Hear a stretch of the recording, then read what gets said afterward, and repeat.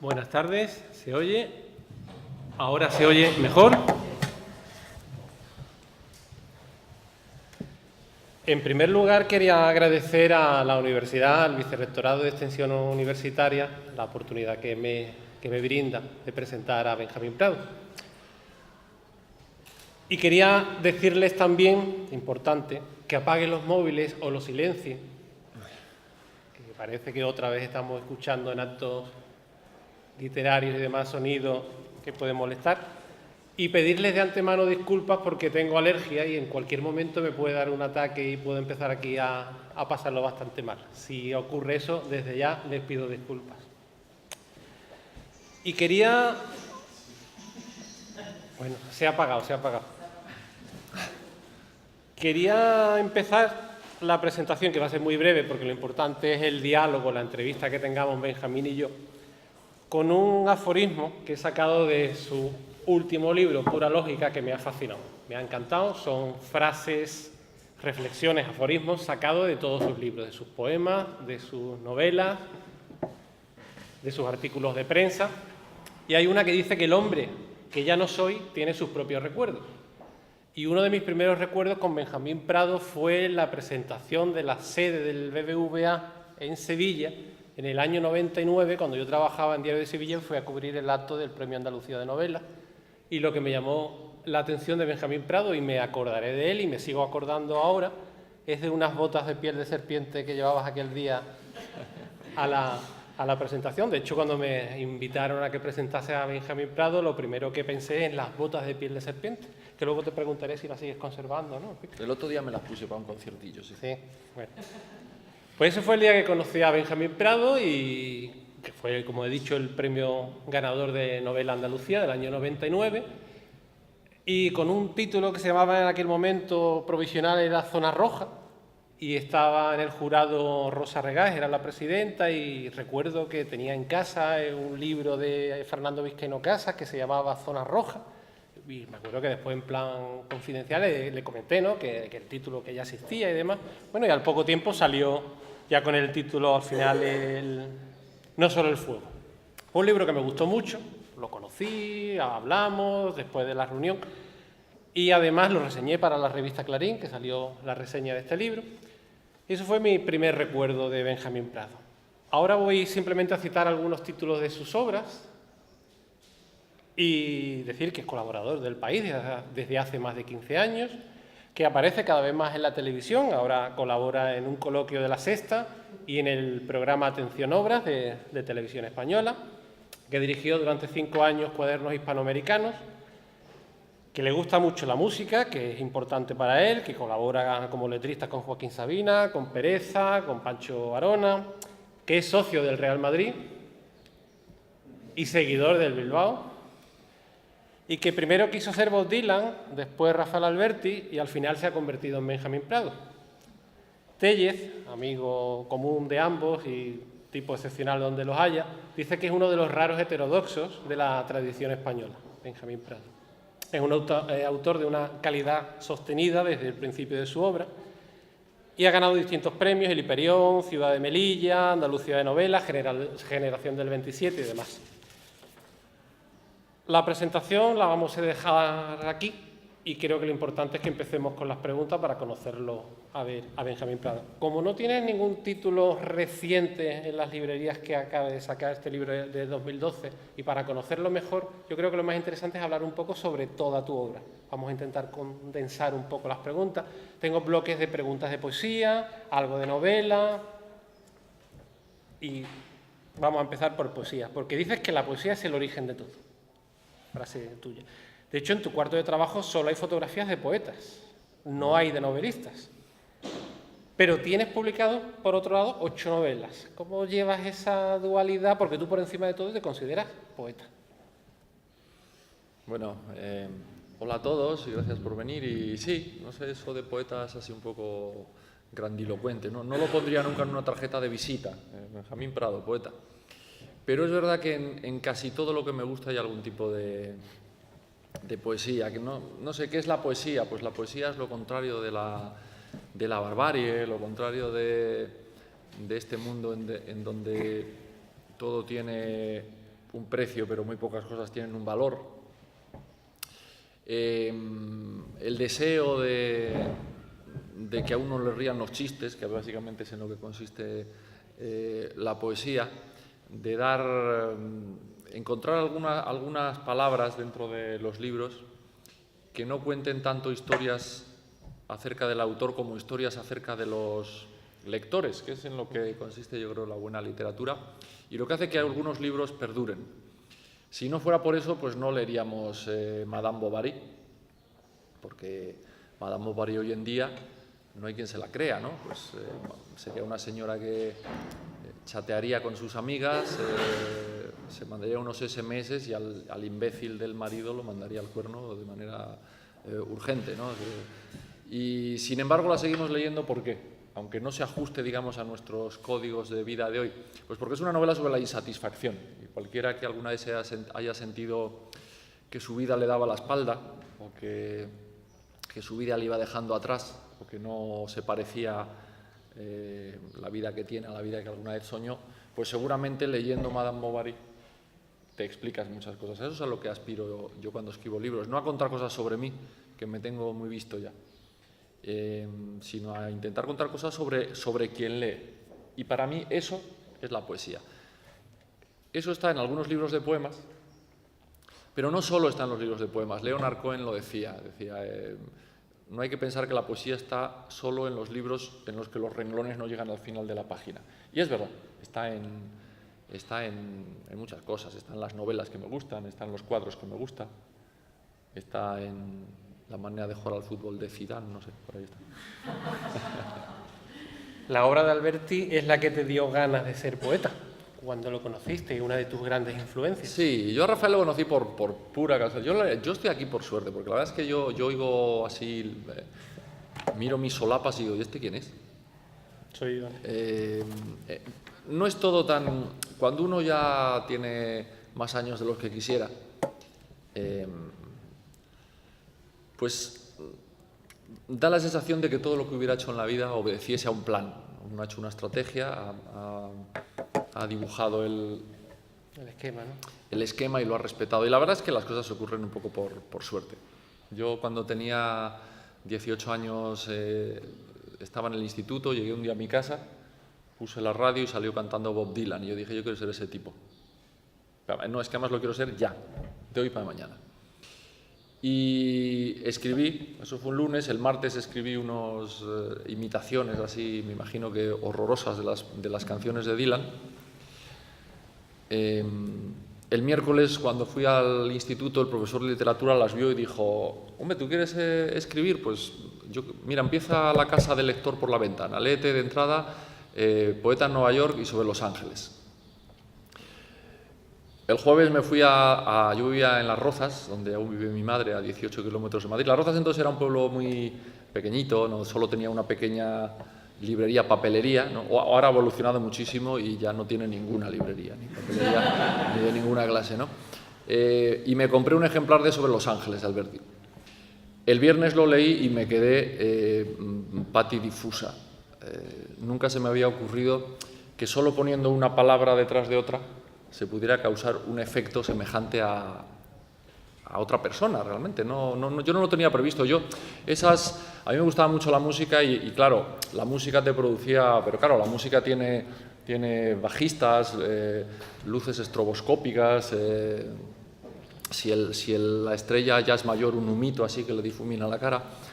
Me gustaba el cine, pero en el cine hay efectos sonoros, hay explosiones, hay chinos que dan patadas, hay luces, de todo, ¿no? Pero solo con una palabra detrás de otra. Eso me pareció extraordinario. Y el sábado, después de comer, mi padre me mandó subir al bar de la esquina a comprar una barra de helado para el postre. Y yo subí al bar de la esquina, que estaba a 20 metros de casa, compré la barra de helado y me giré y allí estaba sentado Alberti, a quien todo el mundo conocía, era el Cristiano Ronaldo de los poetas por aquel entonces, ¿no? Y yo me acerqué a él y dije, pero usted es Rafael Alberti. Cosa que él ya sabía, por otra parte, no le di una noticia ahí rara, ¿no? Y me dijo, sí, y digo, es que he leído este libro suyo, y me dijo, ¿qué te ha parecido? Y le dije lo que me había parecido, y me dijo, ¿cuántos años tienes? Dije, no sé si 17, 18, y me dijo, te invito a un gin tonic. Llego a ser mayor de edad y a que me hubiera invitado al tipo, ¿no? Y ahí empezamos una amistad muy larga que duró 14 años. Había una gran diferencia de edad entre nosotros, él era infinitamente más joven y me enseñó eso, a ser joven a pesar del carné de identidad, a disfrutar de las cosas y sobre todo una cosa que me importa mucho, a respetar mi oficio, a pensar que Rafael pensaba que la literatura, que la poesía era muy importante, que no solamente era algo hermoso, no solamente era algo parte de la cultura, sino parte de la vida, o tenía una importancia civil, ¿no? Lo que un poeta recogiera de la realidad y le devolviese a la realidad con otras palabras tenía importancia. Eso nunca lo he olvidado e intento... Yo hablo mucho con los muertos que merecen la pena. Con él, con Ángel González, ¿no? Antes de hacer algo pienso, sí, espérate, Benja, ¿y qué te habría dicho Ángel? Pues te hubiera mirado así por encima de las gafas y te hubiera dicho, Benja, no lo hagas. Y yo no lo hago entonces, ¿no? O sea, quiero decir que te mueras no es razón suficiente para que no te escuchen, es una razón menor. Queda en ti, ¿no? Sigue estando... Eso es. Porque él te dijo algo así como tomarte tu obra muy en serio y muy en broma a ti mismo. Rafael se tomaba muy en serio su obra, es verdad. Para él todo se solucionaba a través de la poesía. Estaba tarado completo, ¿no? Porque no... una vez nos dieron un golpe, ¿no? En el coche, en el año 87, fuimos por ahí y a la salida nos paramos en un semáforo y nos pegaron por detrás, pero bien a gustito. Y entonces yo estaba allí conduciendo y vi que el pobre Alberti salía así, como en cámara lenta, despedido y destrozaba el parabrisas del coche con la cabeza y caía al suelo y se quedaba, y una mancha de sangre que se empezaba a extender así por sus pantalones. Y yo digo, ¿qué hago en la puta? Yo quería pasar a la historia de la literatura, pero no así. No como el tipo que se cargó a Alberti. Entonces allí, aquello empezaba, llegaban unas sirenas, ¿no? Se oía allí unos coches y la mancha de sangre que se extendía. Y Rafael allí desde el fondo me dijo, Benjamino, nos han matado. Digo, no te preocupes, Rafael, que te dice, no, es que estamos muertos. Digo, no, estamos hablando, o sea, si estuviéramos hablando no estaríamos muertos. Dice, no, pero yo estoy convencido de que nos han matado. Dice, bueno, vamos a hacer una cosa. Voy a intentar recitar a Rubén Darío, si me acuerdo que no estamos muertos. Y mientras se acercaban las sirenas de la policía y unos tipos intentaban abrir ahí el coche que se había quedado todo arrugadito con una palanca, empezó a decir, en invernales horas mirad a Carolina, medio apelotonada descansa en su sillón, envuelta con su abrigo de Marta Cibelina y no lejos del fuego que brilla en el salón. Dice, es verdad, no estamos muertos. Pero es que lo juro, es verdad, ¿no? O sea, tenía esa fe en la poesía como prueba de vida incluso, ¿no? Así es. Porque el poeta, según Alberti, y por influencia también de Neruda, tiene que dar respuesta literaria a los acontecimientos sociales, ¿no? A las noticias. Yo creo que en la poesía cabe todo. Creo que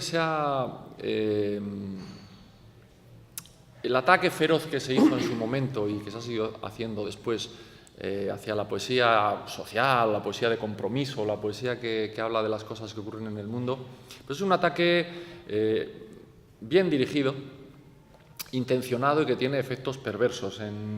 Creo que vivimos en un mundo en el que desde hace mucho tiempo nos están metiendo en la cabeza que una cifra vale más que 1000 palabras, que todo tiene un precio pero no necesariamente tiene un valor.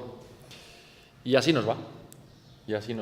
Y Rafael creía, y por eso seguramente, claro, no nos dimos cuenta cómo empezaban a degradar las palabras hermosas, las palabras que definían cosas bonitas, y cómo pasaron de piropos a insultos.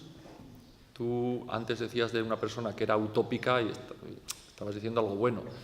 En un momento determinado tú decías que alguien era utópico y si lo medías con Mario Conde decías, menudo imbécil, utópico. Mira, aquel es utópico. Me parecía un insulto, ¿no? Y así tantas cosas. Con la poesía pasó un poco igual, ¿no? Toda aquella poesía que no se limitaba a estar por encima de la realidad, a sobrevolar la realidad, era inmediatamente degradada. Incluso con Alberti. Mucha gente de Alberti siempre decía, no, está muy bien sobre los ángeles, y luego ya, esos poemas. Bueno, pues no creo que necesariamente sea así, ¿no? Me acuerdo una vez, como Rafael ha dado una respuesta a todo, estábamos en ¿cómo se llama? En Altea, por ahí, por cerca de Alicante. Y como siempre, Rafael miraba así las chicas, ¿no? Rafael era un hombre con peine en el bolsillo. Entonces, si se acercaba una chica menos de 2 metros, sacaba el peine y se retocaba inmediatamente, ¿no? Y entonces estábamos en una casa y apareció un tipo que era un tipo muy interesante, se llama Santiago Ontañón. Este era figurinista, era pintor y había hecho cosas para la Barraca de Lorca, había hecho cosas, en fin, era como otro del 27, ¿no? Y no sé por qué se pelearon. Y Santiago le empezó a decir, si eres patético, ¿dónde vas con esas, a los 80 y tantos años, con esas camisas de flores y esas melenas? Eres un patético, ¿no? Y Rafael se enfadó, se fue a su cuarto y escribió un poema maravilloso, ¿no? De uno de sus últimos libros, Versos sueltos de cada día. Y algunos se complacen en decirme, estás viejo, te duermes de pronto en cualquier parte, llevas raras camisas, cabellos y chaquetas estentóreos, pero yo les respondo como el viejo poeta Anacreonte lo hubiera hecho hoy. Sí, sí, pero mis cientos de viajes por el aire, mi presencia feliz, tenaz, arrebatada delante de mi pueblo, mi voz viva, sin eco, capaz de alzar el mar a cimas de oleaje, y las bellas muchachas y los valientes jóvenes que me bailan en corro, y el siempre sostenido, ciego amor más allá de la muerte. Ah. ¿Sí o qué? Sí, sí. 6 años hace que no publicas un poemario y tengo entendido, si no me he equivocado, no lo hemos hablado antes, que después del verano tienes pensado sacar Ya no es tarde, un nuevo poemario. ¿Es así o...? A ver, no, es que ahora es un problema, que es que ahora soy feliz y entonces me cuesta más escribir. Porque claro, la desgracia tiene mucho más prestigio literario. Siempre cuentan cuando se encontraron Verlaine y Rimbaud después de la pelea, después de que uno tirotease al otro y se separaran y demás. Y entonces Verlaine le dijo, bueno, es que yo ahora soy feliz. Y Rimbaud le dijo, ¿cómo has podido caer tan bajo? Pues a mí me pasa igual, he caído así de bajo y entonces me cuesta más, pero sí, espero que se deje. No, en septiembre saco una novela, eso seguro, esa ya la estoy corrigiendo por 16ª vez y ya empieza medio a gustarme. Creo que voy a sacar una novela. Igual la saco acompañada de un libro de relatos también. Pues yo te iba a preguntar, porque tienes publicado hasta el momento 8 novelas, una de ellas juvenil, 8 poemarios, si contamos con que Ecuador reúne tus primeros 5 libros, 7 ensayos, y solo tienes un libro de cuentos. ¿Se te resiste? ¿No es un género en el que te encuentres cómodo? No, porque, por la cantidad, porque por la calidad. Porque los voy haciendo de a poquitos, ¿no? Según van saliendo. Porque a mí no me gustan, lo mismo que no me gustan los discos de canciones, sino los discos más bien, digamos, con cierta unidad. Tampoco me gustan los libros de relatos en los que un cuento va de una cosa y otro va de otro, ¿no? Entonces yo quería hacer lo mismo que en el otro libro, hice un libro sobre, digamos, casi de ciencia ficción, ¿cómo diría? No sé qué sería ese libro, de ciencia ficción anclada en la realidad, ¿no? A qué poca distancia está lo extraordinario de lo normal. De pronto, en todo, ¿no? En la vida siempre lo he pensado, pero en lo más normal, quiero decir, tú estás tan tranquilito aquí con una vida normal y de pronto te pasa algo, te llevan al hospital, te ponen uno de estos camisones que te dejan el culo al aire y aparte de perder la dignidad en unos 15 segundos, es que la realidad cambia de manera inmediata y uno empieza a admitir como si fuera lógico el sufrimiento, que te pinchen, que te midan, que te hagan, no sé qué, y parece como a ti o a alguien a quien quieras, ¿no? Parece que la lógica cambia completamente, ¿no? Pues ese libro, que tenía algunos autores invitados y eso, como si fuera un disco, es el único que he hecho y yo llevo muchos años queriendo hacer un libro de relatos sobre la identidad. ¿Qué es eso de la identidad, no? Cuando uno llama por teléfono y dice eso que decimos mucho, hola, soy yo. Bueno, en realidad, ¿qué estás diciendo, no? Soy yo, es una cosa muy compleja. Entonces yo quería escribir un libro sobre eso. Y como la novela, que por cierto gran parte de ella pasa en Rota. En la novela hay un tipo que no puede escribir, se le ocurren cuentos que no puede acabar, pues como no los acababa él, se los he acabado yo. Igual saco juntas la novela y el libro de relatos. ¿Alfaguara saldrá? Doblete impresionante. Sí. Preguntaba si salía en Alfaguara. Pues sí, supongo que sí. En principio sí.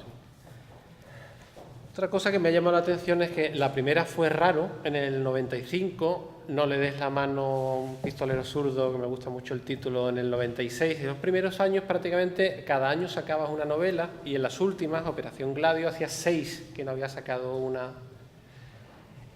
¿Has podido perder por escribir novelas o elaborarlas tan trabajadas, con temas tan complejos? ¿Puede perder la frescura? No, eso es porque me dejaron las drogas a mí, y entonces no, pues yo escribí 6 novelas durante 6 años porque no dormía. Si no, es imposible escribir una novela por año. No dormía nada, era la época en la que en Madrid todo el mundo salía mucho y dormía poco y usaba cualquier combustible. Sí, se puede escribir sin dormir, claro que se puede escribir sin dormir, naturalmente que sí, ¿no? Dormir está muy sobrevalorado, en mi opinión. No me interesa gran cosa. Y estas, pues bueno, es verdad que se ha juntado que uno lleva una vida dentro de lo que cabe más sensata, todo lo sensato que puedo llegar a ser yo, y que es verdad que me he metido a hacer novelas que requieren mucha... Y luego también porque es que uno hace muchas cosas, claro, al final... lo bueno que tiene esta nueva época es que como de todos los sitios que me han podido echar me han echado, pues entonces tengo más tiempo. Entonces he conseguido escribir una novela en año y medio, que para mí es un súper récord, ya 1 año y medio, 2 años, ya se me parece la pera, ¿no? Tampoco creo que, es decir, no hay, pues hay novelas que por lo que sea, o lo mismo que hay poemas que por lo que sea, no sabes muy bien por qué, te resultan más fáciles, te salen más pronto, se te va... Casi en algunos tienes sensación incluso de exceso de información, que lo que tienes casi más es que preocuparte de quitar que de poner. Y otros, sin embargo, se atoran y se te quedan ahí, no hay manera. Eso no tiene una regla fija. Ahora, ¿no? Antes sí, antes los poetas como Alberti, como Neruda... A mí Rafael me decía, chico, yo allí en Argentina, yo me metí allí y en una tarde escribía 6 o 7 poemas. Decía, y uno era La Paloma. Era así, tenían esa facilidad, ¿no? Seguramente porque estaban contagiados de su propia voz. Y entonces un poco eran poemas escritos para su voz, sabiendo que su voz era una voz, en fin, era un faro seguido, era algo que ya tenía en sí mismo un valor, ¿no? Ahora, como somos más... nunca sabes muy bien si el último poema que escribes va a ser el último de verdad, entonces nos lo trabajamos más en ese sentido, creo. Ya. En las 2 últimas novelas que está escribiendo, que ha escrito Benjamín Prado, está tratando temas de actualidad de la historia reciente, no conocidos del todo, ¿no? En Mala gente que camina, de 2006, trató un poco de manera novedosa, ¿no? el robo de hijos de reclusas por el franquismo, y en Operación Gladio fue una novela de espías en la transición. Esta tercera o esta próxima novela que va a salir en septiembre continúa en esa línea de episodios. Sí, tiene ese mismo personaje, se llama Juan Urbano, que una vez más es un homenaje al Juan Panadero de Rafael Alberti, ¿no? O al Juan Nadie de Frank Capra. Sí, la idea es hacer una serie de novelas que cojan episodios, digamos, de la historia más o menos reciente de España, que sean episodios que por la razón que fuere no son muy conocidos y que no lo sean de manera sorprendente, que uno piense, pero bueno, ¿cómo es posible que esto no se sepa, no? Digamos, todos traídos hacia el presente, escritos desde el presente, con la idea de que muchas de las cosas que ocurren ahora tienen su raíz en alguna de las cosas que se pudieron hacer mal en el pasado. Claro, cuando yo descubrí, por ejemplo, en Mala gente que camina el asunto de los niños robados por la dictadura a los republicanos, pensé, pero bueno, esto es imposible.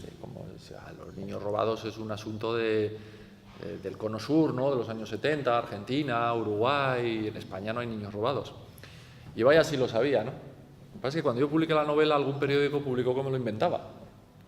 O decía, bueno, novela, el supuesto robo. Salió en 2006, además, que no hace tanto. Y mira por dónde van lo de los niños robados, ¿no? Porque claro, los niños robados que ahora están en los medios de comunicación, de alguna manera son los herederos de los otros. Es decir, una vez que ya un sistema represivo ha implantado en la cabeza de la gente la idea de que a los pobres se les puede quitar todo, incluidos sus hijos, y encima deben de estarte agradecidos, puesto que esos niños los van a criar con mayores medios y en mejores casas.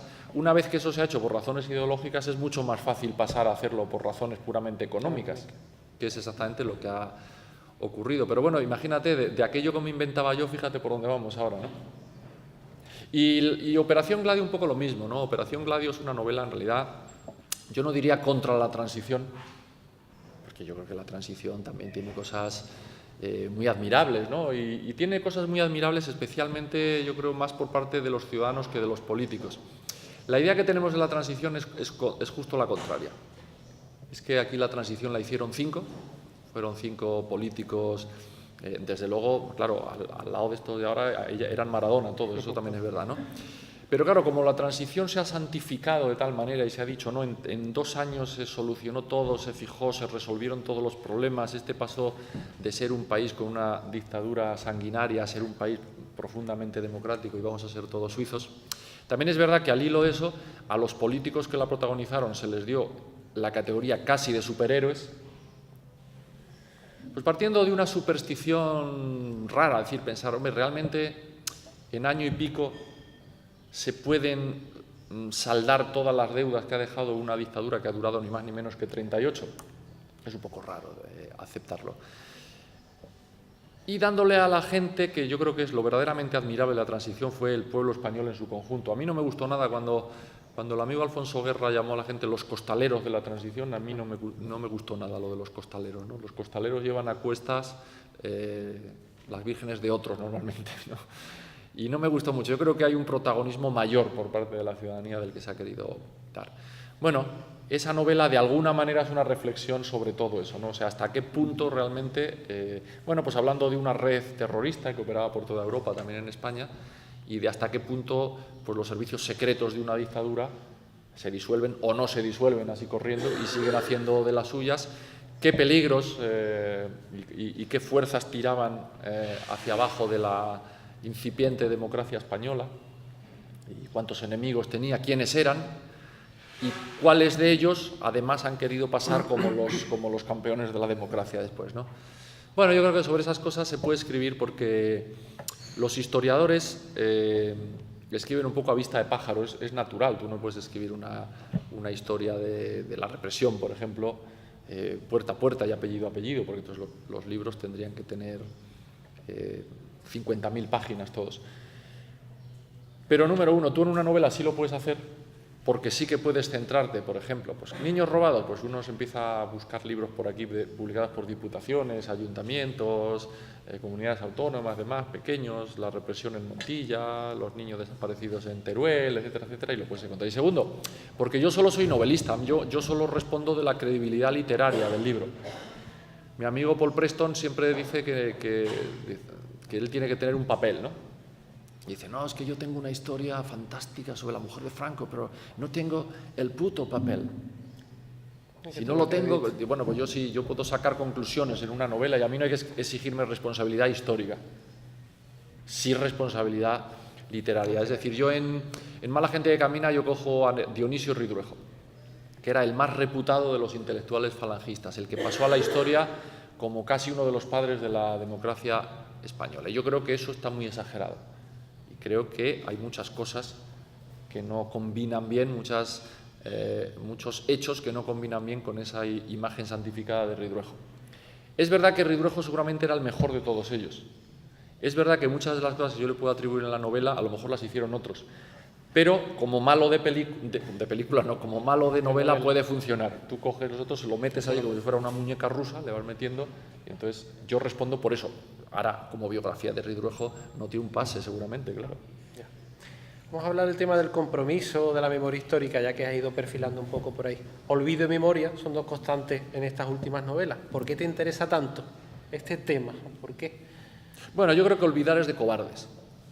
Ahora vivimos en sociedades cobardes donde todo tiende al olvido y a la invisibilidad, pero ya no solamente en política, no sé, es que ahora se te muere un familiar y no lo ves morirse, no estás con él, lo cogen los médicos, se lo llevan y luego te lo traen, lo meten en una bolsa y no ves a tu padre, no ves nada, es una cosa tremenda, ¿no? Esa negación de la parte dura, digamos, de la realidad a mí me parece estremecedora.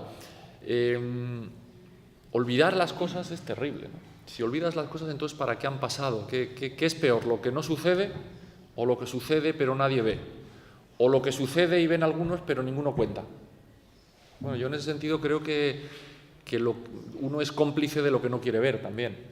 de alguna manera. Entonces yo soy partidario siempre de la memoria, aunque a veces sea incómoda, aunque a veces sea dura, aunque a veces sea molesta, es mejor saber exactamente qué ha pasado en cada momento, pero de la historia de un país e incluso de la relación entre dos personas. Y luego no repetir los errores e intentar conservar los aciertos. ¿Sigues pensando que los dos peores inventos de la humanidad son el dinero y las fronteras? Sí, absolutamente. No sé cuándo he dicho eso, pero estoy de acuerdo. Absolutamente. El dinero es una estupidez. El dinero es un acto de magia negra que nos tiene a todos empobrecidos y no es nada, porque en realidad, si lo pensáis bien, el dinero son unos papelitos, ¿no?, que se gastan y podrían hacer más. O sea, una cosa es que alguien pasase hambre o pasase privaciones porque faltase una materia prima, porque de pronto no hubiese agua, o porque de pronto no hubiese vegetales, o porque no hubiese carne o pescado. Pero el dinero, esa porquería, esa cosa asquerosa, y esos papelitos horrorosos, ¿realmente hay dinero, hay derecho a que alguien pase hambre porque no hay esos papelitos? Habiendo comida, habiendo trigo y habiendo carne y habiendo pescado y habiendo fruta, ¿por qué tiene que pasar hambre nadie? Solo porque no tiene unos papelitos imbéciles que se podrían hacer más. De hecho, los americanos lo hacen, ¿no? Que la Reserva Federal Americana, ¿qué hace? Pues hacer más. Cuando se les gastan los dólares, hacen más y punto, ¿no? El dinero es un invento repugnante. Y las fronteras no te quiero ni contar, ¿no? Considerar que algunas personas son ilegales, a mí me ponen los pelos de punta realmente, ¿no? Hace un rato me enteré, cuando veníamos para acá, que colecciona billetes y monedas con imágenes de escritores. Eso sí, me llamó la atención. Me parece un milagro, aunque sea un milagro por lo civil, ¿no? Que un banco nacional le ponga la imagen de un poeta a un billete me parece estupendo. Es verdad que luego se los lleva igual Bárcenas, pero bueno. ¿Qué le hemos hecho a la democracia? ¿Qué le hemos hecho entre todos? ¿En qué la hemos convertido? Bueno, no sé. Yo creo que depende de la idea que tenga uno. Para mí, la democracia no solamente es el derecho a votar. El derecho a votar es poco. El derecho a votar es el derecho a elegir. Y puede ocurrir, y lo estamos viendo ahora, que te den a elegir entre dos cosas que no te gustan, ¿no? Anda que no me han regalado a mí mis cuñados camisas que no me gustaban ninguna de las dos. Entonces yo creo que la democracia es el derecho a decidir y el derecho a opinar. Y me da la sensación de que los ciudadanos no opinan. Están al margen de las decisiones y eso no es razonable, no me parece razonable. Se han creado sistemas en los cuales se han ido elaborando mecanismos fantasmales que hagan parecer que la realidad está lejos de quienes la sufren.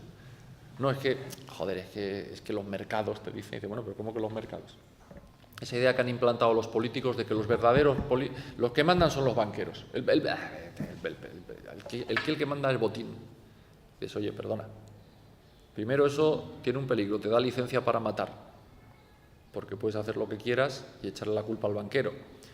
Y en segundo lugar, es mentira. O sea, un político, un presidente del gobierno, el gobierno entero, puede legislar. Para eso está. Y si un gobierno quiere solucionar algunas de las injusticias que se producen en su país, claro que lo puede hacer. Por supuesto que lo puede hacer. Otra cosa es que quieran o que no quieran. Pero esa idea fantasmagórica de los bancos, los mercados, abstracta, lo que hace es que te está en la realidad, en lo concreto, en lo diario, en tu hipoteca, en tu comida, en el colegio de tus hijos, en esas cosas, te está machacando y la explicación que te da a ese sufrimiento real es abstracta. ¿No? Es fácil, tal vez. No, es hipócrita, es un acto de hipocresía monumental. Es un acto de hipocresía monumental que hace pensar que es que ellos ya no quieran mano de obra, sino bestias de carga. O en el peor de los casos, carne de cañón. Pero eso es terrible. O sea, no hay derecho al sufrimiento de la gente y además queriendo echarte un poco la culpa. Es que también, joder, ustedes pidieron créditos. Iban allí y se compraban. Han vivido por encima de sus posibilidades. Mire usted, si 8 meses antes de la crisis el Banco de España estaba diciendo que no había ningún problema, que el sistema bancario español era absolutamente sólido y el mundo financiero de nuestro país respondía a cualquier reto que se le pusiera por delante, ¿por qué no voy a confiar yo en el Banco de España? Y además, nos han engañado. ¿Qué culpa tenemos nosotros? Esto es como el timo de la estampita, ¿no? En el timo de la estampita, el timado, moralmente, pues tampoco es que sea precisamente un dechado de virtudes. Quería timar un tonto, le quería quitar sus estampitas y timarle. ¿Pero a quién persigue la ley? Persigue al timador. Al timado le puede decir, feliz, que tú también eres la leche, que tú te creías que era un tonto y le querías timar, pero la ley no te va a perseguir a ti, va a perseguir al timador. Aquí lo que se ha inventado es una cosa inédita, yo creo, en los Estados de Derecho, que es el delito sin culpables. Ha habido un delito, es evidente. O sea, si los rescates financieros van destinados a la banca, porque la banca hizo algo mal. Europa, Bruselas, dice que aquí el sistema bancario, el sistema hipotecario, las cláusulas eran abusivas, es que se estaba cometiendo un fraude. Si a la gente le timaban con las preferentes y demás, es porque estaban engañando a la gente. Son estafas, fraudes, delitos, engaños. Pero ¿dónde están los culpables? Yo no veo que nadie hable de culpables, ¿no? No hay culpables, es un delito sin culpables.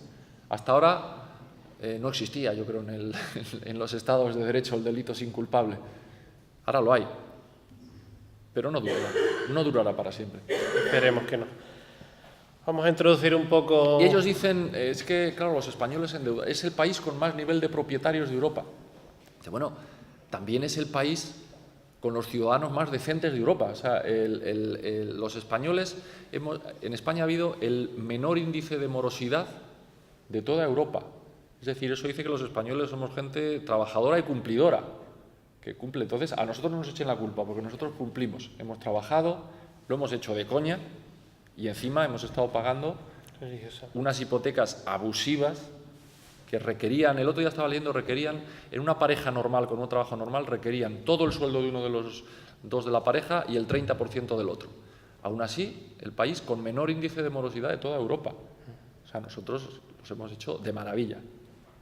Y hemos sido los más honrados del mundo. O sea, esa idea de los españoles guerra civilista dándose con un palo, ya no se la creen ni ellos.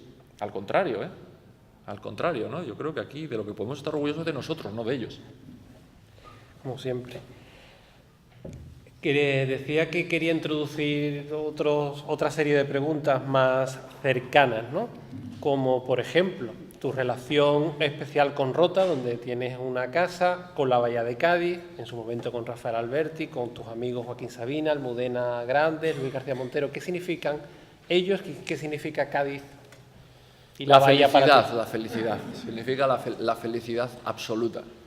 Yo desde un día que entré en una tabernilla así de un puerto y había allí un señor, así un gitanillo muy moreno allí, un color chocolate, con unas cadenones ahí de oro impresionantes. Yo parecía las minas del rey Salomón. Y se me quedó mirando así. Y yo me tomaba una copa y me seguía mirando y el otro día le digo, dice, hijo, no, Quillo, dice, tú podías pinchar una torrija en el fondo de una tinaja, Y dije, yo me voy a Cádiz. Y me vine a Cádiz. Y se ha convertido como en la playa de la amistad, ¿no? Rota, nos hemos juntado ahí unos cuantos amigos, lo pasamos muy bien, la verdad.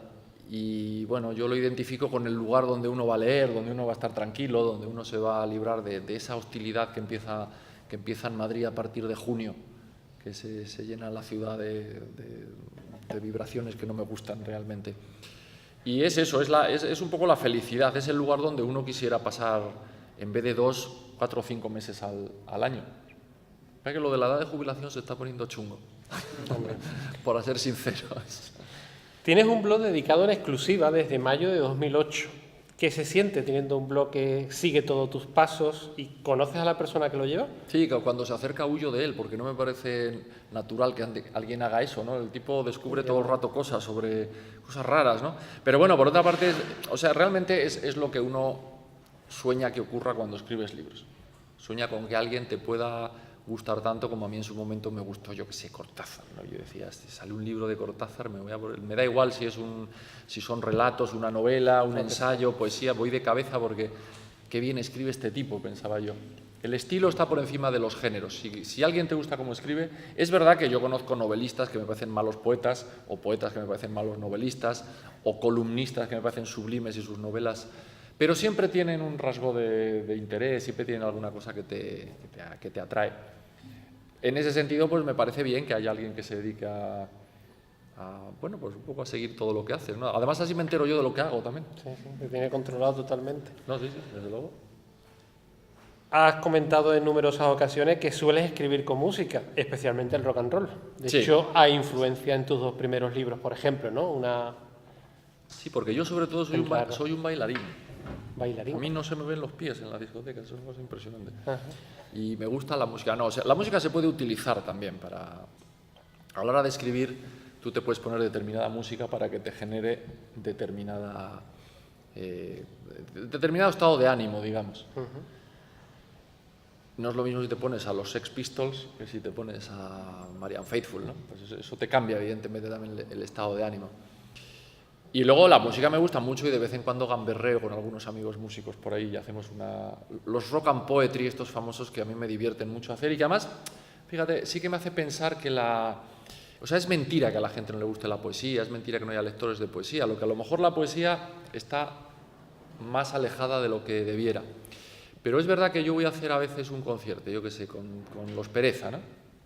Y tú llegas a un teatro donde hay 2 o 3 mil jóvenes que lo que están, básicamente, van a oír rock and roll y tú el primer día que vas, te asomas así por la cortinilla como hacemos todos y te vas y te tomas 7 copas. Porque dices, joder, y ahora estos y tal, ¿qué van a hacer, no? Y luego te pones a leer poemas y es impresionante, ¿no? Es impresionante el respeto, es impresionante el silencio. Te oyes respirar, estás leyendo y estás oyendo tu propia respiración. Es una cosa estremecedora y casi siempre pasa. Yo creo que las personas tenemos una predisposición natural hacia la poesía, pues seguramente parecida a la predisposición que tenemos hacia un buen olor. No sé, bueno, puede haber alguien que prefiera oler la basura que una rosa, pero no es lo normal. Lo normal es que uno venga de fábrica con el gusto por ciertas cosas. Creo que la poesía está entre ellas. Creo que comentaste antes de las redes sociales que por las mañanas es habitual poner un poema, Fíjate, un aforismo, una reflexión. Fíjate que sí, ¿eh? Ahora tú estás mirando allí, miras Twitter, miras Facebook, y lo que hace muchísimas personas es poner por las mañanas un verso que les gusta, recomendar un poema que les gusta, poner un aforismo. Empezar el día así. Eso es estupendo, empezar el día con un verso que te gusta. Eso es fabuloso, eso me parece una maravilla. Lo digo porque como el mundo editorial siempre está, como casi todos los mundos empresariales, están siempre aterrorizados por el futuro e intentando demonizar las cosas. Y yo suelo tener la teoría contraria, digo, a ver, los buenos lectores vamos a leer siempre libros en papel, siempre. Siempre, es evidente. Si no, ¿qué le vas a dedicar a la gente? La carcasa del iPad, eso no hay por dónde cogerlo. Vamos a tener libros en papel, pero también puedes leer en una tableta y sobre todo, si lo piensas bien, la gente está todo el día escribiendo. Aunque sean en lo que tú quieras, lenguaje resumido, pero la gente estamos todo el día mandando SMS, mandando WhatsApp, mandando no sé qué, escribiendo en Twitter y tal. A fin de cuentas eso, cuando uno escribe siempre es un poquito más reflexivo que cuando habla.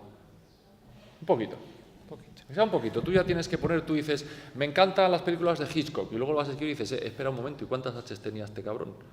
¿Y dónde iban? Y tal. Ya tienes que pensártelo. Antes de escribir Hitchcock, tienes que mirar, consultar, y mientras que si lo dices da igual, ¿no? Dices Hitchcock así con J y acabado en O, y da lo mismo. Bueno, es un ejemplo pedestre, pero es un ejemplo.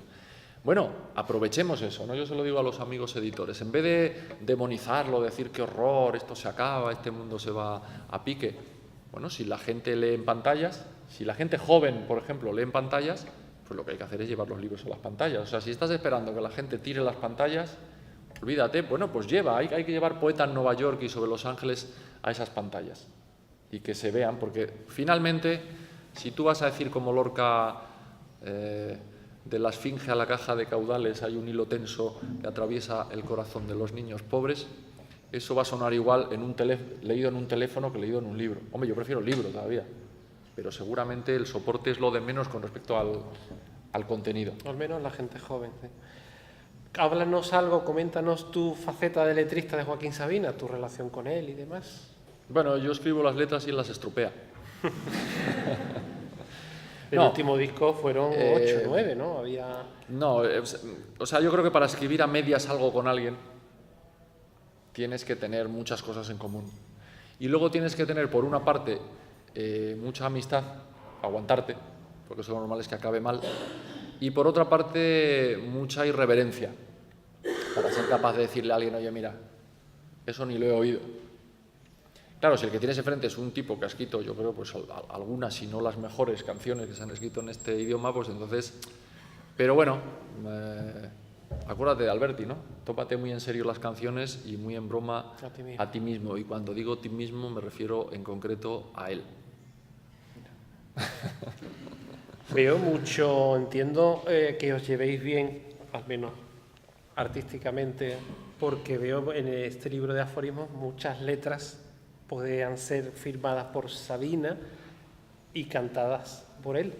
En este libro. Bueno, puede ser, ¿no? ¿no? Pero también hay muchos versos de canciones de Joaquín que a mí me encantaría poder robarle y meterlos en poemas míos. Lo que te decía antes, la buena poesía está en muchos sitios, también en muchas canciones, desde luego. Incluso en la mala poesía, ¿no? Yo soy muy lector de poetas llamados menores, que a veces tienen cosas fantásticas. O sea, tú lees, yo que sé, a Ramón de Campoamor y es estupendo, ¿no? Tiene el poema más erótico de la historia de la literatura española, ¿no? Me dijo sí, de tan discreto modo, que no lo oyó ni Dios, que lo oye todo. Coño, qué cercanía, ¿no? Hay un aforismo de este libro, si no me equivoco es el 112, que dice que conocer a alguien es saber qué precio ha tenido que pagar para convertirse en lo que es. ¿Qué precio has tenido que pagar, Benjamín Prado, para convertirse en lo que eres? No, a mí me han pagado. Yo he tenido mucha suerte. Sinceramente, es que si no sería un desagradecido. A mí me ha salido todo muy bien. Desde que entré en aquel bar y me encontré a Alberti, he tenido mucha suerte. No he tenido nunca problemas para publicar, las cosas me han ido bien, pero eso no se refiere tanto al mundo de la literatura como a otros mundos. Claro, es que no solamente es donde estás, sino cómo llegas, ¿no? Hay gente que se sube en las tumbas de otros para parecer más altos, por ejemplo, y a mí esa gente no me gusta. Y mantenerse. Hay gente que se abre camino a los sitios empujando a los demás, y esa gente no me gusta. Entonces hablo más bien de ese tipo de personas, que afortunadamente son las menos. Yo soy de los que piensa que la gente es buena hasta que no se demuestre lo contrario. Y la verdad es que el 90% de la gente que conozco es buena. O por lo menos no es malvada. Aunque todos tenemos de todo dentro, ¿no? Todos somos ahí es como la clase, ¿no? Cuando estás en el cole, digamos que los caracteres de tu clase luego los reconoces por ahí, ¿no? Y luego dices, joder, este es como Oñate. Siempre el leal, el desleal. Bueno, ese libro de poemas que yo publiqué, Marea Humana, la idea era esa, ¿no? El traidor, el leal, la víctima, el otro, no sé qué. Bueno, un poco mirar ahí arquetipos que yo creo que en el fondo todos tenemos un poquito de todo. Lo que pasa es que en la vida todo es una cuestión de límites, de fronteras. En ese sentido, sí, buenas fronteras, ¿no? Esas líneas rojas de las que tanto hablan los horteras de los políticos últimamente, hablan siempre cuando ya se las han saltado, por otra parte, ¿no? Esas líneas rojas que uno no debe cruzar, porque no es humano cruzarlas, no porque sea moral, porque a mí la moralidad me da igual, sino porque no es humano, porque es inhumano cruzarlas, porque no se puede hacer daño a otras personas, porque no se puede avasallar a nadie, porque no se debería de hacer que el trabajo de los demás fuera tu bolsillo, por todo eso, ¿no? Pues yo creo que eso es lo que hay que saber también, de dónde viene la gente, ¿no? Y cómo llegó allí, sobre todo. Dirigiste durante 5 años Cuadernos Hispanoamericanos, recientemente, de febrero de 2007 a mayo de 2012. ¿Qué nos puedes contar de esta experiencia? Bueno, yo me lo pasé muy bien, ¿no? Es una revista que estaba bastante mortis, la verdad. Cuando yo llegué, la gente decía, pero eso sigue publicándose. Y bueno, la intenté dinamizar un poquito, la modernicé, el aspecto, los colaboradores y yo creo que, bueno, durante esos años pues ha sido una revista donde ha habido bastante hueco. Es verdad que yo pues le pedía artículos a Vargas Llosa o a Juan Gelman o a Juan Marsé o a Ana María Matute, pero además de eso siempre tenía secciones de gente joven. Yo pensaba, hombre, para mí el éxito de esta revista no es tanto publicarle un artículo al joven cadete Vargas Llosa, como que dentro de 10 años haya un escritor importante en Costa Rica o en Argentina o en Chile o en Bogotá que diga, pues yo mis primeros poemas los publiqué en Cuadernos Hispanoamericanos. Eso a mí me ilusiona más que publicar un artículo, por supuesto, con todos los respetos a un maestro, ¿no? ¿Y hay algún autor reciente, joven, que te guste especialmente, que nos puedas aquí indicar? Bueno, hay muchísimos autores jóvenes que me gustan. Afortunadamente hay mucha gente que me gusta. Incluso hay gente, lo cual por una parte me produce una cierta melancolía, pero por otra me agrada mucho. Hay gente que ya escribe cosas que yo sé que ya no podría escribir. Hasta ahora pues yo he podido ver poetas más jóvenes, por ejemplo, sobre todo poetas, ¿no? Que dicen, pues, alguna cosilla mía igual tienen, ¿no? O hacen cosas que igual yo podría hacer si me pusiera, ¿no? Ahora ya empiezo a ver algunos, especialmente algunas chicas, ¿no? Que escriben de maravilla. No sé por qué, pero ahora da la casualidad de que son algunas chicas, ¿no? Que hacen ya poemas que yo digo, joder, yo eso ya no llego.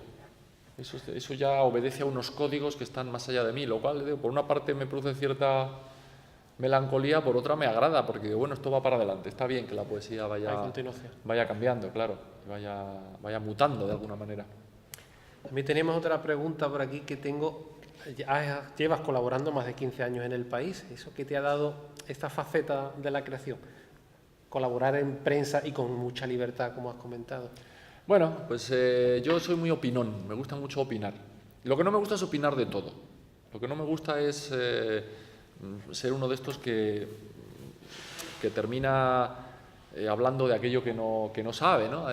Aquella anécdota que contaban de Francisco Villaspesa, ¿os acordáis, no? Poeta muy modernista, muy aparatoso, de palabras de 5 sílabas todo el rato. Dicen que un día iba andando por los jardines de la granja en Segovia y le dijo a uno, oiga, ¿y esas cosas que flotan en los estanques, eso qué es? Y el otro dijo, maestro, son nenúfares, esos de los que usted tanto habla en sus poemas. Yo creo que eso es terrible que te suceda, ¿no? En el periódico es más fácil, porque bueno, yo cuando me apetece escribir algo lo escribo y ya está, ¿no? Entonces, cuando vas igual a la tele a hacer allí tal, bueno, yo lo que hago es que a veces cuando me dicen los temas del día, si creo que no tal, pues no, digo, oye, mira, pero joder, llama a otro, porque es que yo de eso no sé nada. Vamos a quedar mal los dos, vosotros por llevarme y yo por ir, entonces pues llama a otro y me llamas otro día, que haya otra... No me gusta mucho opinar, me gusta mucho estar en la realidad, soy consumidor de informativos y de periódico neurótico, siempre vengo con 3 periódicos y tengo que ver por lo menos 3 informativos, tengo que ver de diferentes cadenas para ver lo que se cuece. Y entonces digamos que sí que estoy al cabo de lo que pasa, pero es verdad que hay cosas sobre las que no me atrevo a opinar porque puedes terminar metiendo la pata y además ¿para qué? Si hay otra gente que sabe más que tú de eso. Claro, como cada vez pagan menos, pues da lo mismo. Además, colaboras en El País, casi todos tus libros, al menos las novelas, han salido en Alfaguara. Muchos de tus libros son de Aguilar. ¿Qué te ha aportado el grupo Prisa como editora a Benjamín Prado? Nada, no creo que las editoriales hagan a los escritores. Yo de pronto voy por ahí, leo poetas publicados en una colección de una diputación y son fantásticos. No necesitan publicar en Visor ni publicar en otra parte. No es algo que... Mira, eso es algo bueno de lo que está ocurriendo ahora. Ahora va a dar un poco igual, como ahora los libros... Llegará un momento en que sean más digitales que en papel y entonces... En ese sentido, pues va a haber muy poca diferencia, porque tú te vas a meter en tu ordenador y te va a dar lo mismo si la editorial se llama X que Z. Hombre, vamos a ver, una buena editorial te da varias cosas. ¿Yo por qué publico los libros en Alfaguara? Primero los publicaba en Plaza y Janés, te refieres a las novelas, obviamente. Sí, a las novelas, al menos. ¿Por qué publico los libros de poesía en Visor? Pues porque son las editoriales donde escriben los escritores que a mí me molan. A mí me hace mucha ilusión sacar mis novelas donde las saca Vargas Llosa, por ejemplo. Y me encanta publicar mis libros de poemas en Visor, donde publican todos los escritores que me gustan. Realmente. Entonces a mí eso me importa mucho, estar en un equipo en el que juegan los jugadores que me gusta lo que hacen con la pelota, de alguna manera. Eso es muy importante. Luego una buena editorial que te da, pues evidentemente, te da una distribución, claro, publicar en Alfaguara significa que publicas en 25 países o a la vez. Y luego es verdad que tú llegas a Argentina, están tus libros, llegas a México, están tus libros, llegas a Costa Rica, están tus libros, llegas a Perú y están tus libros. Eso es muy importante. Publicas una editorial más pequeña, pues no. Pero yo soy más fiel a los editores que a las editoriales, también tengo que decirte. O sea, yo estoy yo ahora escribo una novela y ni me lo pienso, yo la publico en Alfaguara, pero porque Pilar Reyes, que es la editora, es amiga mía, es una persona decente, es buena amiga, y cuando hablo con ella de mis libros hablo de literatura. No hablamos de dinero, no hablamos de promoción, no hablamos de anuncios, hablamos de una parte de la novela que igual ella me recomienda que me la mire bien porque la resbala un poquito, o de un personaje sobre el que me pregunta si estoy completamente segura y tal, que es de lo que para lo otro tengo una gente que discuta con ellas, ¿no? de otras cosas. Y cada vez más difícil encontrar un tipo de editor así, ¿no? Claro, es que además es un editor en vías de extinción también, ¿no? Aquel editor con el que se habla del libro, no de otras cosas, sino del libro. Entonces yo siempre soy de, yo estaba en Plaza y Janés porque estaba mi editor Enrique Murillo, que era un tipo que tenía... Yo me hice novelista por Enrique Murillo, yo trabajaba entonces en Diario 16. Y yo solamente había escrito libros de poemas y lo que tenía pensado en todo caso era escribir alguna obra de teatro, cosa que nunca he hecho, como que he sabido. Entonces un día llegué ahí y estaba Enrique Murillo, que dirigía Plaza y Janés. Y le dije, ¿a quién vienes a ver? Y me dijo, a ti. Digo, ¿qué quieres? Que escribas una novela. Digo, vas, listo. Yo no escribo novelas, qué tonterías. Escribir novelas es de cobardes. No, pero hombre, déjame que te convenza. Digo, no, te invito a comer y te convenzo. Digo, no, a mí me encanta que me inviten a comer, pero intenta convencerme. Y me convenció, la verdad que me convenció por razones puramente artísticas, además. Me dijo, ¿tú cuánto cobras aquí en un año? Se lo dije, me dijo, te pago lo mismo por el libro. Yo le dije, ya soy novelista. Y escribí aquella novela o lo que sea raro. Y hasta ahora, por eso te digo, sí, yo siempre he tenido mucha potra, ¿no? Pero yo mientras Enrique estuvo en Plaza y Janés, yo estuve en Plaza y Janés. Sacaste las dos primeras, ¿no? Con sí, él. cuando le echaron a él me consideré echado adjunto. Y bueno, pues los que más... Entonces estaba editor de Alfaguara, Juan Cruz, que también es muy entusiasta y no sé qué, y tenía también muchas ganas de tenerme ahí con él. Y bueno, pues yo me voy donde me quieren, ¿no? Como todo el mundo, por otra parte. Y la verdad que me han tratado muy bien. En Alfaguara siempre él y después la editora que tuvo después, Amaya Lezcano, y ahora Pilar, la verdad es que me tratan bien. Me permiten esta cosa mía de no querer soltar los libros nunca. Ya me tienen que mandar los perros para que suelte los libros.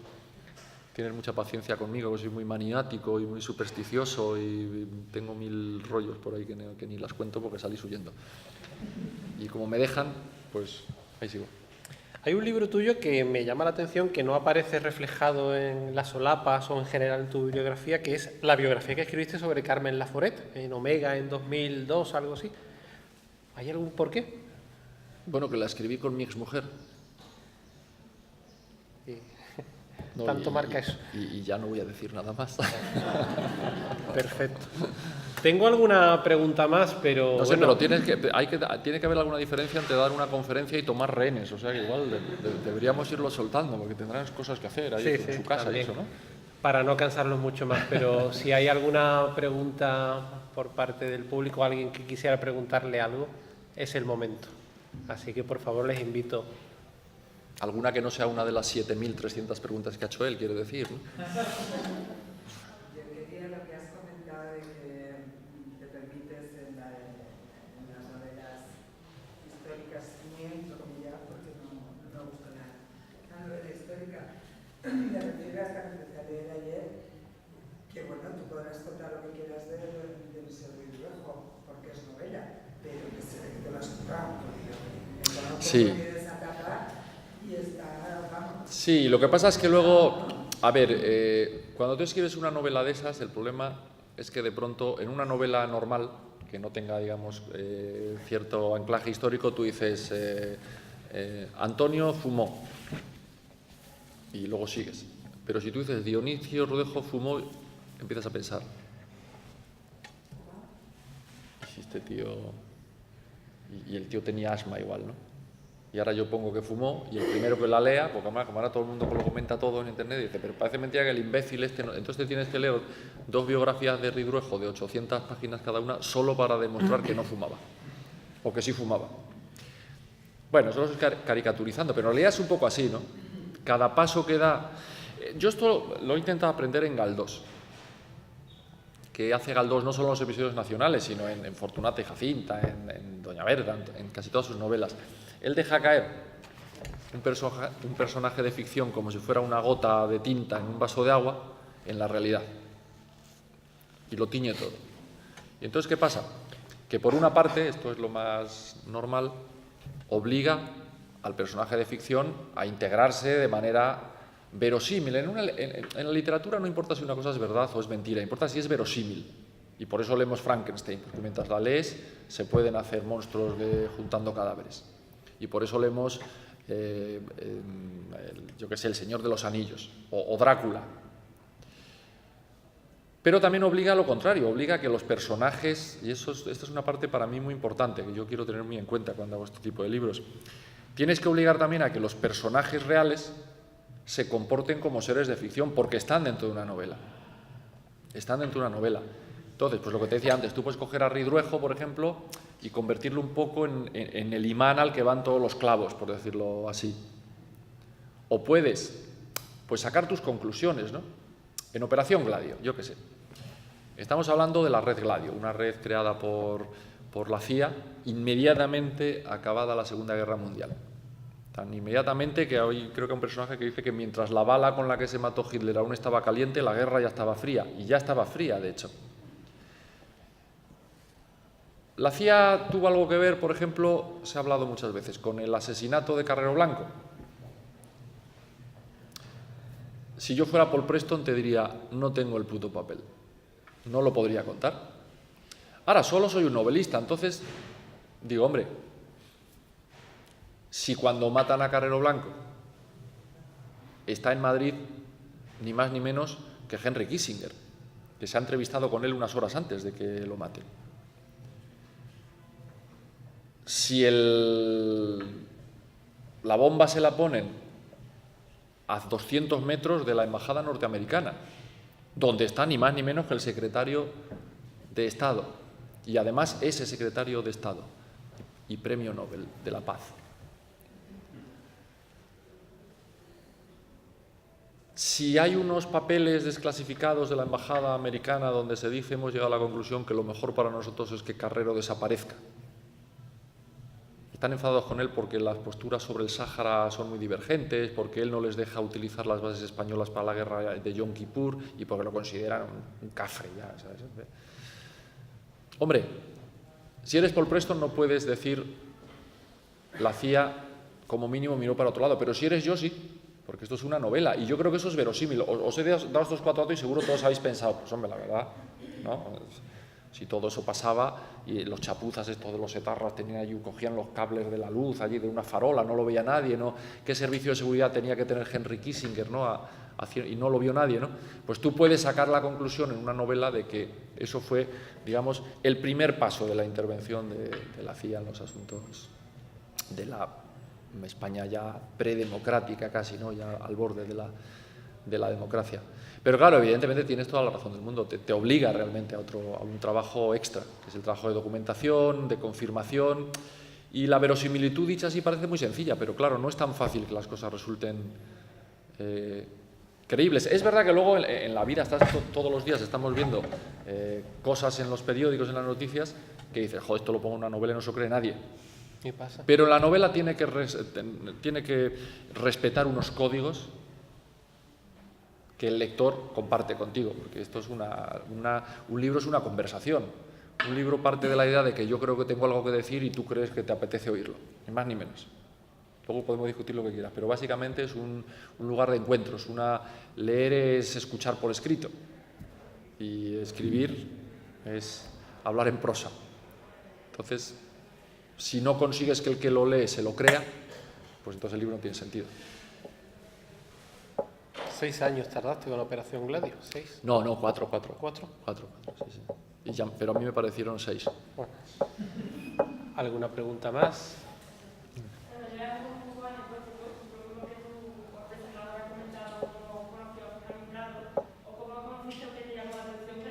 Ajá. Sí.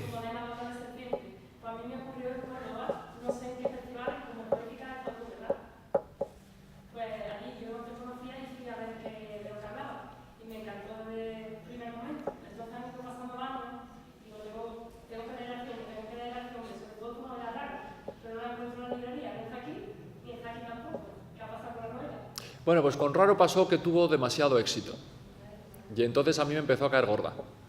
porque yo ya empecé a hacer otras cosas y seguían saliendo ediciones y ediciones y ediciones y yo hacía cosas que me parecían mejores que raro, realmente, ¿no? Y entonces cuando se agotaron las últimas ediciones de Bolsillo, pues yo ya le dije a mi agente, oye, no quiero sacar esa novela. Ahora, muchos años después, unos editores muy jovencitos, porque como es verdad que mucha gente me decía, lo he leído todo menos Raro, ¿y dónde está Raro? La quiero leer y tal, ¿no? Claro, estos editores jóvenes de una editorial que se llama Ya lo dijo Casimiro Parker, bueno, estaban muy empeñados en publicarme algo y yo dije, bueno, vamos a publicar Raro. Digamos que no la pongo al nivel de otras... Luego también porque algunos amigos, uno de los niños estos de Pereza, Rubén, la leyó y me dijo, a mí me parece fantástica. Digo, pero Rubén, debe ser súper ingenuo. Y dice, que va, está muy bien, públicala. Y entonces la leyó también mi chica y dijo que a ella le gustaba. Entonces, bueno, entre una cosa y otra dije, bueno, la saco ahí.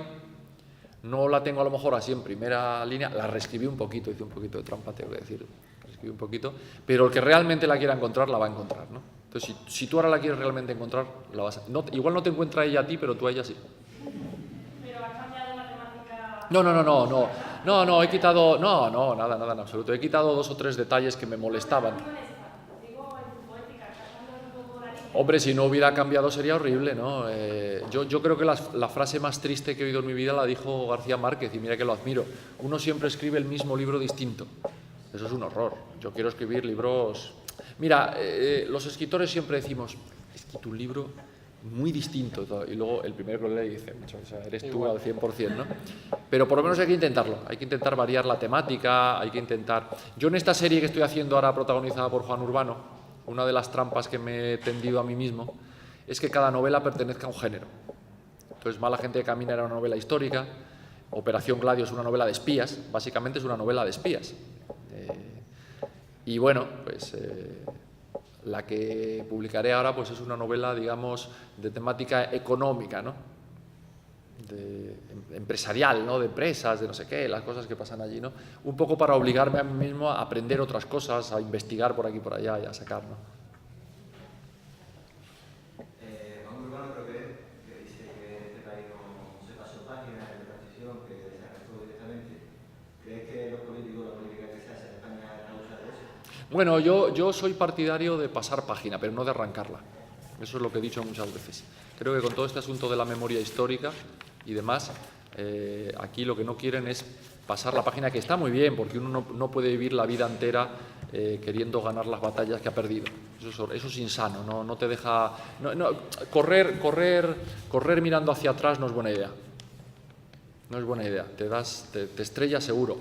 Pero una cosa es pasar la página y otra cosa es arrancarla y querer hacer desaparecer pues, el sufrimiento, el trabajo, la vocación, la militancia y las ideas de muchas personas. Eso es propio de las dictaduras, que es lo que hacen siempre, exterminar las ideas del contrario, pero no es tolerable en una democracia que consiste básicamente por encima de cualquier otra cosa en eso, en que todo el mundo pueda expresar su opinión. La famosa frase que repito y repetiré hasta que me canse de Voltaire, mi opinión es la frase más hermosa que ha salido de cabeza humana, ¿no? Detesto sus ideas, pero daría mi vida por defender su derecho a expresarlas. Yo creo que eso es la esencia de la democracia, está en esa frase. Lo que no se puede es arrancar la página, decir esto como si no hubiera pasado, porque por suerte o por desgracia pasó.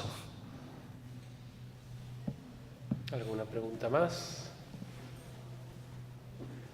Bueno, pues gracias Benjamín, gracias a todos por venir y buenas noches. Y podéis ir en paz. Podéis ir en paz.